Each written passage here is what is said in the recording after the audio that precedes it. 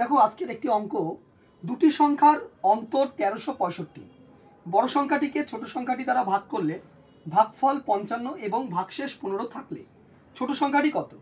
West Bengal police 2020 মেন্সে এসেছিল এই প্রশ্নটা। কত তাড়াতাড়ি করা যায় এগুলো দেখো, এবং পরীক্ষা খুব আসবে এইগুলো। দেখো এখানে কত আছে, দুটি সংখ্যার অন্তর কত? 1365। প্রথমে আমরা 1365 লিখলাম, ভাগশেষ কত বলেছে? 15। এই 15টাকে মাইনাস করলাম, তাহলে কত থাকে? 1350।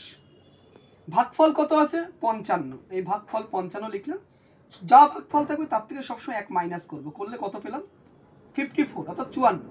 এবার এই 1350কে তুমি যদি 54 দিয়ে ভাগ করো তাহলে কত পাবে? 1350 54 দুগুণে কত? 108।